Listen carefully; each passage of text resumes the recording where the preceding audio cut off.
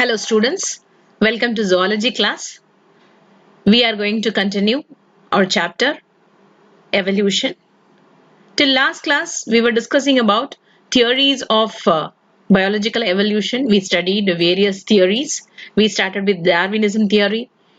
We studied about the objections, advantage and disadvantages. And then we studied about Lamarckism theory. We studied modern synthetic theory as well as mutation theory. As continuation of biological evolutions, theories of biological evolution, we will be studying about adaptive radiations. Adaptive radiations, what is adaptive radiation? The evolutionary process which produces new species diverged from a single ancestor form becomes adapted to newly invaded habitat is called as adaptive radiation. The which species is newly origined from a single ancestor and become adaptive to the new existing environment or conditions. That is what we call it as newly invaded habitat. Habitat means the living place, isn't it? So those type of adaptive characters of the new species who have acquired a newly invaded habitats, they are called as adaptive radiation. It's a process actually. Okay, adaptive radiation are best exemplified in closely related groups that have evolved in relatively short time. Darwin's finches and Australian marsupials are best examples for adaptive radiations. When more than one adaptive radiations occur in an isolated geographical area, having the same structural and functional similarity is due to the convergent evolution.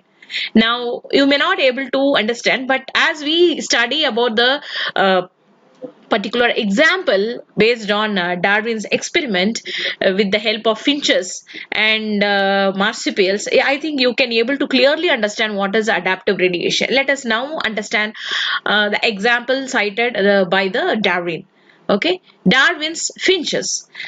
Their common ancestor arrived on the Galapagos about 2 million years ago. You can able to see this picture. This picture you can just see and just have a glimpse of what are the different varieties of finches you can able to see and identify, and each one have a distinct feature by the beak itself or by the color, by the distinct external feature itself we can easily distinguish one among the other. Okay, Darwin finches have evolved into 14 recognized species differing in body size, beak shape and feeding behavior.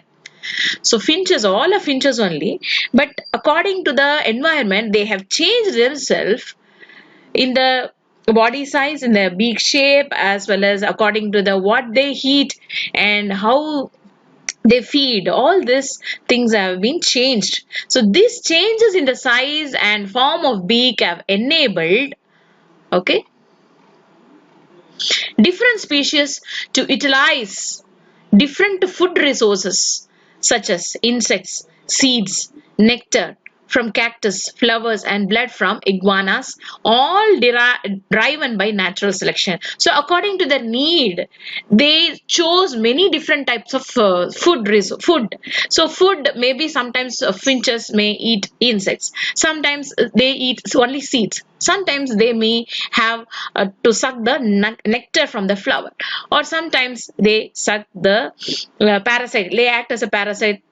They take some tissues or some blood from bigger animals. So all these things are, they are adapted, all are finches only, but they have adapted so many characteristics because of natural selection and because of the environmental conditions. Represent some of the finches observed by Darwin. Genetic variations in ALX1 gene in the DNA of Darwin finches is associated with variation in the beak shape. So you can able to see the beak shape in the picture. Mild mutation in ALX1 gene leads to phenotypic changes in the shape of the beak of a Darwin finches. What is this one? This is a particular gene and it has a characteristic feature which express the shape of the beak. Okay, this gene, ALX1 gene. Next, marsupials in Australia and placental mammal in North America, two subclasses of mammals. They have adapted in similar way to the particular food resources, locomotory skills, or climatic conditions. They were separated from the common ancestor for more than 100 million years ago, and each lineage continued to evolve independently.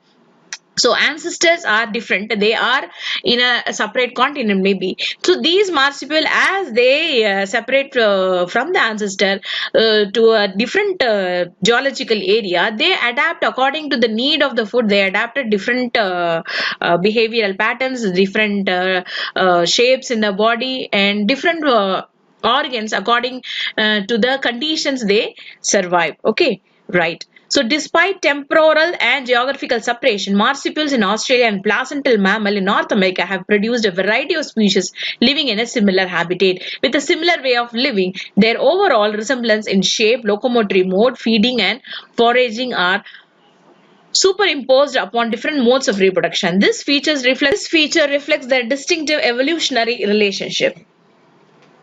Over 200 species of marsupials live in Australia, along with many fewer species of placental mammals. The marsupials have undergone adaptive radiation to occupy the diverse habitat in Australia, just as the placental mammal have radiated across North America. So this is about the adaptive radiation. We studied adaptive radiation along with the example from Darwin finches as well as the marsupials. Okay, now mechanism of evolution is not recommended for the newly revised syllabus. No, we will switch on to the Hardy-Weinberg principle. Yes, 6.7. Now we are coming to the last part of the lesson. You may wonder, but this is the prescribed revised syllabus recently received from the government. So we will talk about this Hardy-Weinberg principle, and we will come to the conclusion of the lesson. Hardy-Weinberg principle. This is very important as far as examination point of view is concerned. So be very careful in listening this concept.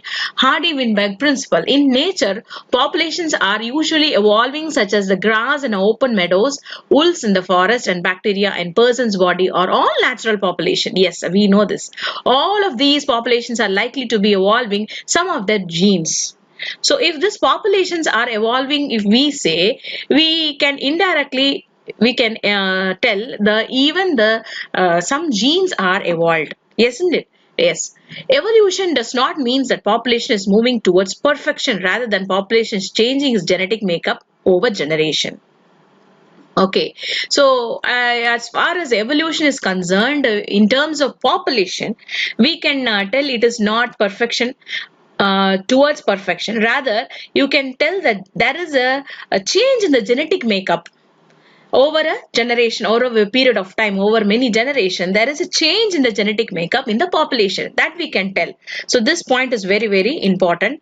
I am highlighting it. Okay.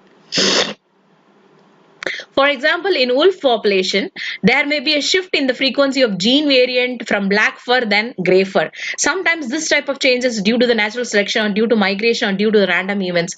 We have already studied about the natural selection with the very best example of industrial revolution with that moth, isn't it? So based on that only, here also sometimes the black fur may appear, or sometimes gray fur may appear according to the need of the environment.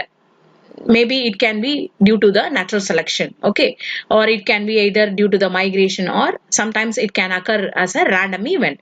First, we will see that set of conditions required for population not to evolve. Hardy of UK and Weinberg of Germany stated that the allele frequency in a population are stable and are constant from generation to generation in the absence of gene flow, genetic drift, mutation, recombination, and natural selection. So this is the theory that they have proposed, and these are the two peoples involved in this theory. Hardy, separate person from UK, and Weinberg, scientist from Germany. They both togetherly stated this theory, and this theory we are studying. And what is the main objective of this theory we will study now. If a population is in a state of Hardy-Weinberg equilibrium, the frequency of allele and the genotypes or a set of alleles in the population will remain same over generation. So they are very clear that the alleles frequency or the genotypes or the set of alleles of the population remains same over a generation if the population is at the state of Hardy-Weinberg equilibrium. So that if that equilibrium is established, then the frequency of the allele is remains same over the generation. So this is the theory that they have proposed. Okay, I'm highlighting it. Next, evolution is a change in the allele frequency in population over time. இதுவும் நமக்கு தெரியும். ஒரு எவல்யூஷன்ல என்ன change ஆகுதுன்னா அந்த allele frequency change ஆகுது population. Yeah, over time ஆக அந்த allele frequency change ஆகுது, right? Hence population in Hardy-Weinberg is not evolving. So இந்த கான்செப்டும் நமக்கு தெரியும். அப்போ இவங்க என்ன சொல்றாங்கன்னா ரிமைன்ஸ் சேம்ன்றாங்க. அப்ப ரிமைன்ஸ் சேம்ன்னும் போது இந்த பாப்புலேஷன் Hardy-Weinberg population அவங்க ரெஃபர் பண்ற populationல there is no evolving அப்படின்றாங்க. Is it clear? Suppose we have large population of beetles, infinite large and appear two colors dark gray, black and light gray.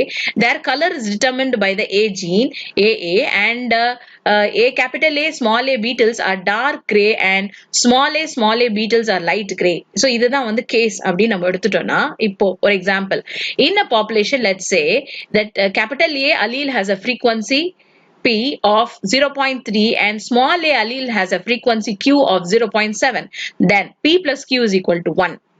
Okay, so if a population is in Hardy-Weinberg equilibrium இதுதான் அந்த equilibrium.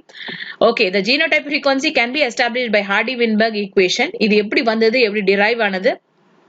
So it to be estimated by Hardy-Weinberg equation, P plus Q whole the square is equal to, we know already, P square plus T 2PQ plus Q square. Isn't it? P square is equal to frequency of capital A and 2PQ is it's a frequency of capital A and small a, right? And Q square is a frequency of what? The recessive allele small a. Now P is already given 0.3 and Q is already given 0.7. Then when we are calculating or substituting all these values in the formula, P square is equal to what? So P square is equal to 0.3 whole square is equal to 0.09 and which is equal to 9% capital A. So what is 2PQ is equal to 2 into 0.3 into 0.7 is equal to 0.42, which is 42%, that is capital A and small a. Then Q square is equal to 0.7 whole square. 0. What is the answer? You will just put one equal sign here. 0.49 is equal to 49% and it refers to the small a. Hence the beetle population appears to be in Hardy-Weinberg equilibrium. When the beetles in Hardy-Weinberg equilibrium reproduce, the allele and the genotype frequency in the next generation would be, let's assume that the frequency of A and small a allele in the pool of gametes that makes the next generation would be the same, then there would be no variation in the progeny, isn't it? The genotype frequency of parent appears in the next generation. What would be that? It is same. Yes, it is same only. That is similar 9%. P square is equal to 9% capital A and this one 2PQ is equal to 42% capital A and small a and Q square is equal to 49% small a. If you assume that the beetles mate randomly, maybe it can mate randomly selection of male gametes and female gametes in a pool of gametes, then probability of getting the offspring genotype depends on the genotype of the combining parental gametes. So if it is a randomly selecting, then the progeny depends on the combining genotype of the parental gametes. Now, what are the assumptions that are included in Hardy-Weinberg principle? Here, what are the assumptions they have made? So these are the terms, these are the conditions they are telling about if the theory is to have a equilibrium situation. No mutation, no new alleles are generated by mutation, nor the genes get duplicated or deleted. So no mutation occurs there. They are telling that. Okay, so they assumed that there is no mutation. So what is no mutation means? There is no new allele are generated. So there will not be a new combination, isn't it? Random mating. Every organisms get a chance to mate, and mating is random with each other with no preference for a particular genotype. And then no gene flow. Neither individuals nor their gametes enter immigration or exit emigration in the population. So there is no new gene in the community. Very large population size. The population should be infinite in size. So these are the assumptions. Then only the theory is accepted. Very large population size. No natural selection. All alleles are fit to survive and reproduce.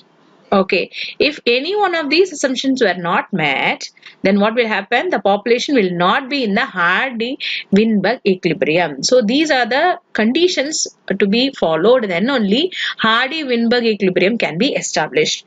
If this any one of the assumption is not followed or it is not happened, then this equilibrium is not established. Only if the allele frequency changes from one generation to other generation, evolution will take place. So this is the final conclusion. Only if the allele frequency changes from one generation to other generation, evolution will take place. Yes. So with this, we are completing the lesson, and you can study for your revision exam.